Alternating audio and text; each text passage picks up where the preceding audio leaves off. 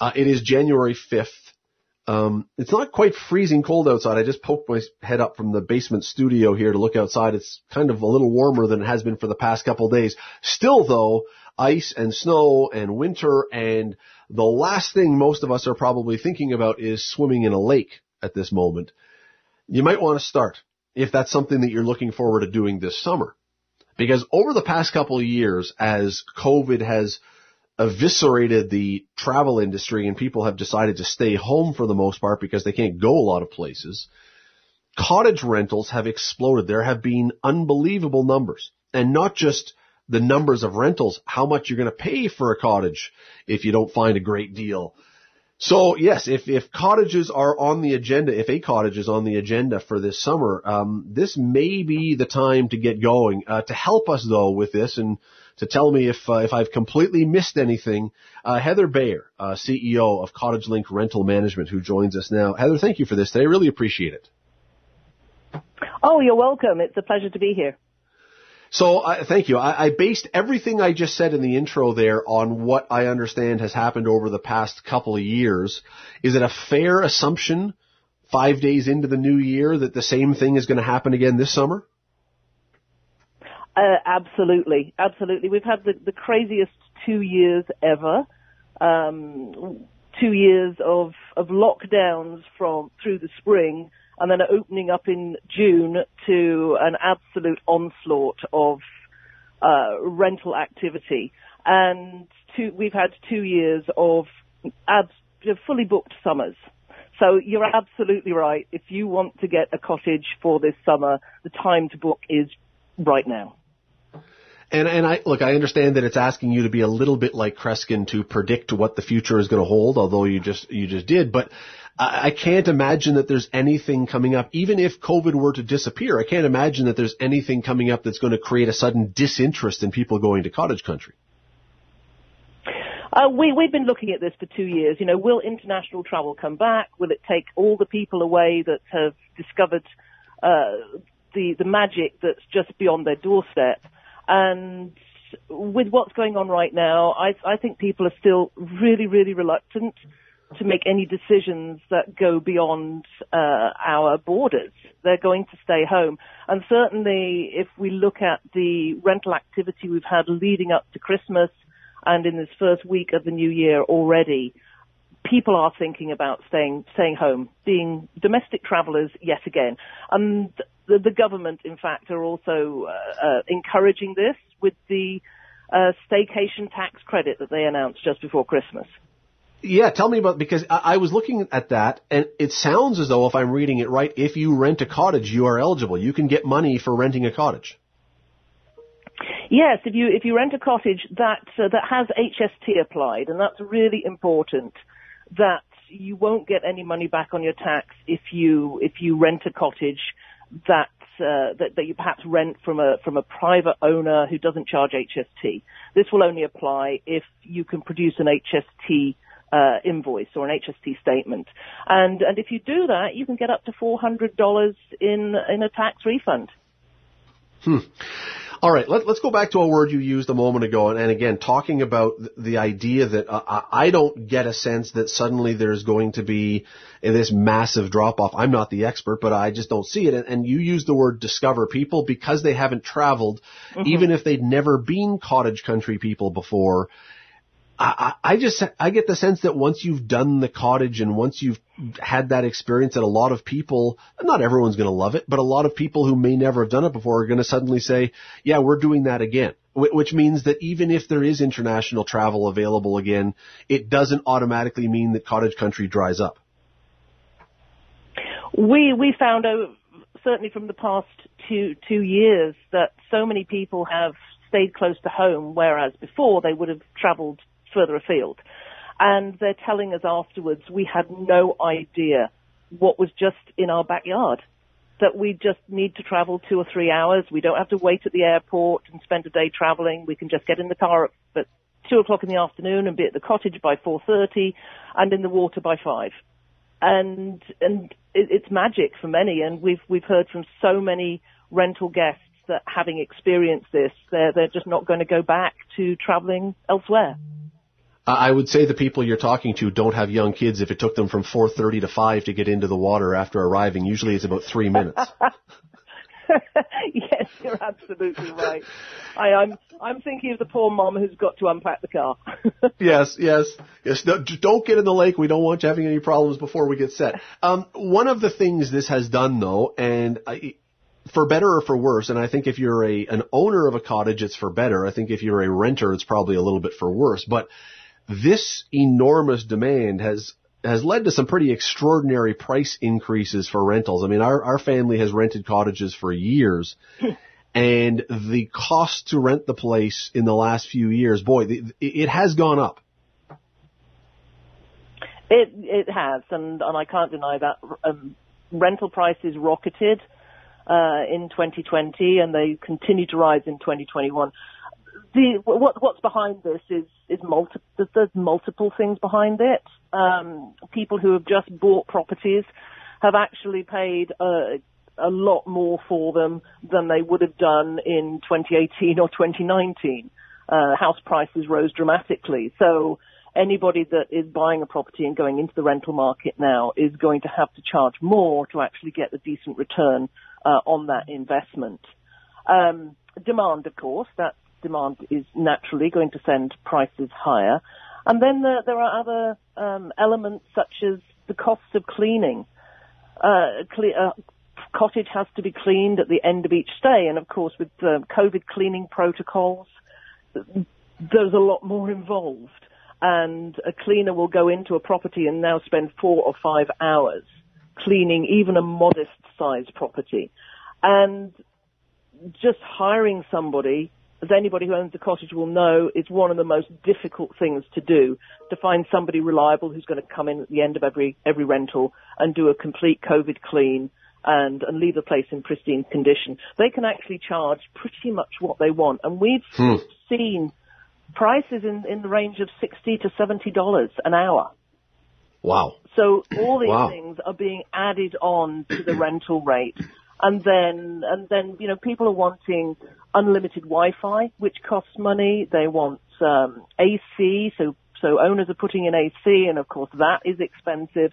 So all these things have contributed to a pretty significant rise in rental rates.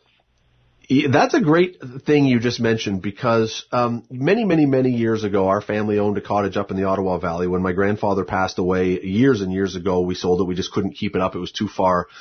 But that cottage was a rustic place where we had mismatched cutlery and flatware and plates and everything. And if you drag some sand inside of it, we didn't try to make it dirty, but if you came off the beach and there was some sand, it was, whatever. Now, most of these places, when you look online, you're not looking at rustic cottages as you might have thought of them once upon a time. These are homes, as you say, with the Wi-Fi and everything else, but these are like beautiful homes. They're not shacks.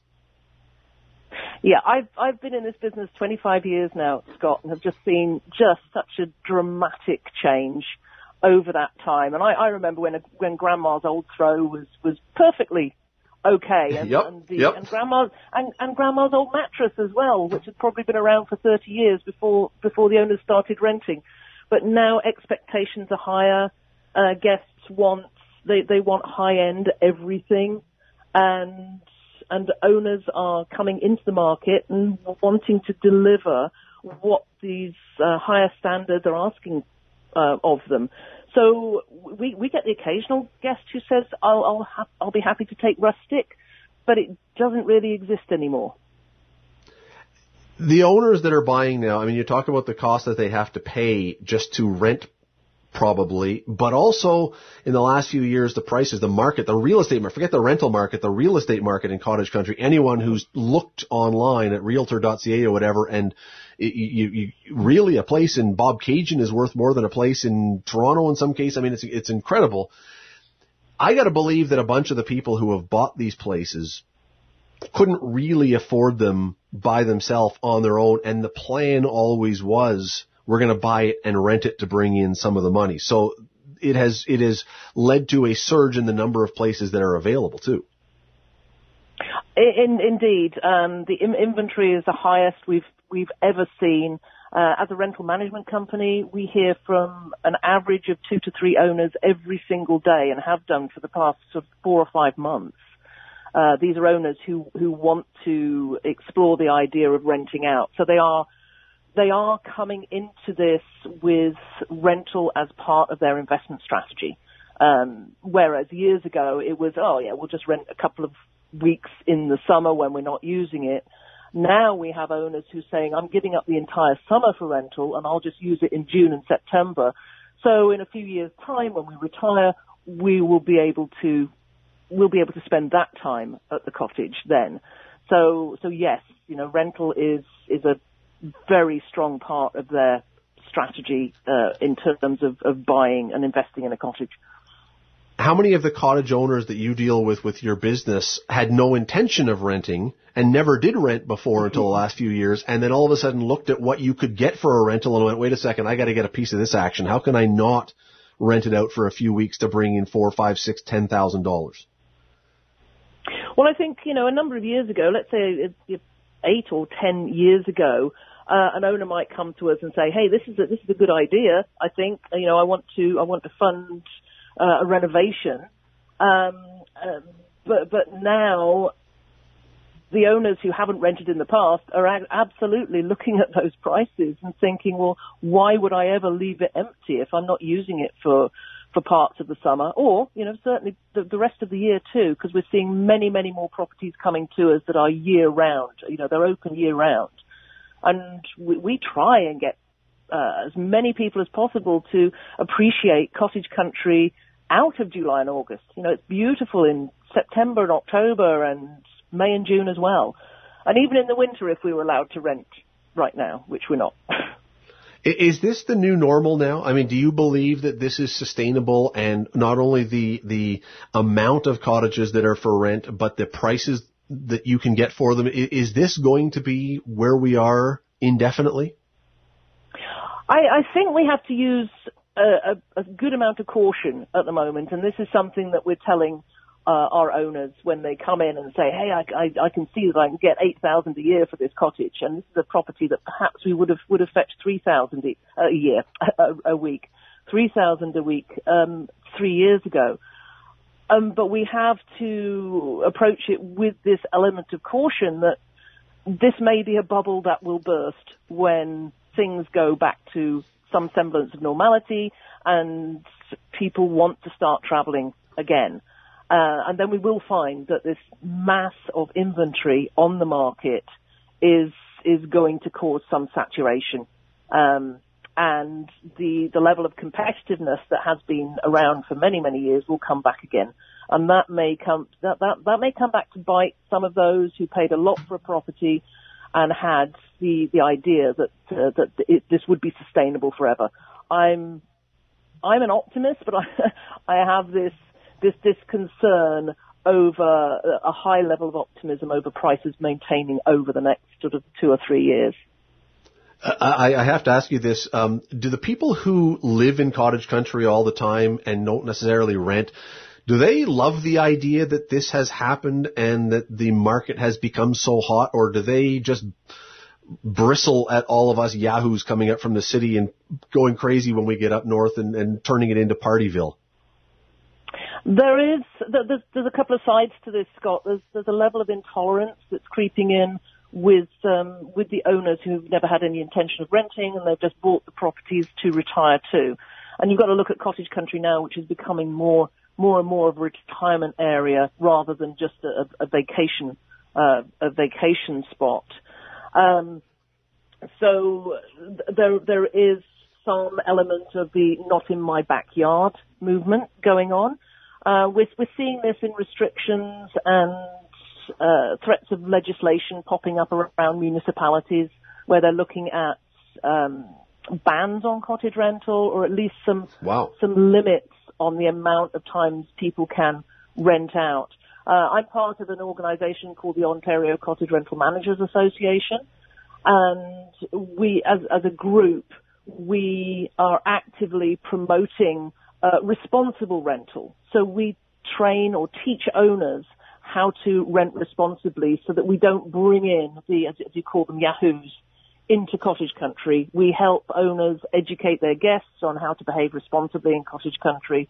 You know, the little things like, you know, how people don't know, like how noise carries across the water, and that you don't have a domestic on the dock at 9 o'clock in the morning because the whole lake will hear it.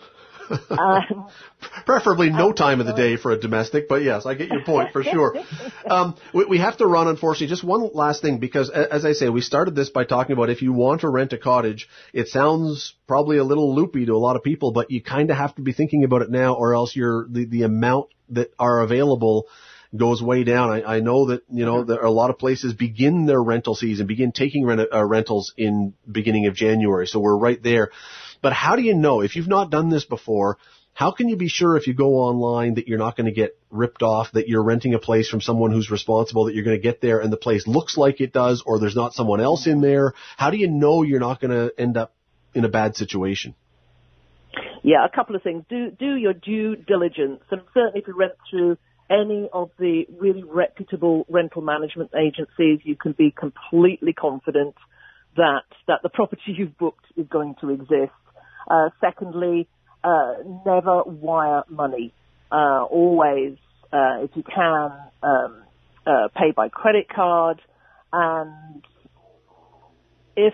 and talk to the owner. If you're going to book through an independent owner, get them on the phone and talk to them. Ask them about the property. A scammer doesn't know much about the property. They've just listed a listing from another site. So talk to the owner, ask your questions, but in general, you know, make sure you feel confident that the person you're dealing with has really good knowledge of the property, and you shouldn't go wrong. That is Heather Bayer, CEO of Cottage Link Rental Management. You can probably find your site online too. You have a website, I assume? Yeah, it's very simple. It's clrm.ca. That's the initials of Cottage Link Rental Management.ca. And I'm more than happy to talk to anybody, owners and guests alike, and tell them how wonderful cottage country is going to be this summer. Heather Bayer, thank you so much for this. Appreciate it. Thank you, Scott. There you go. If you are thinking, well, I didn't do a trip this winter, or I'm not doing a trip, or whatever else, and you know, I've got some travel money that I was going to spend that I haven't spent, and I want to do something, you may want to think about a cottage. Just please wait till after we book ours, so so we're not locked out. That's how competitive and crazy it has been the last number of years. They go quickly. That's why we wanted to have Heather on here. Let's take a break. Back after this. Stay with us.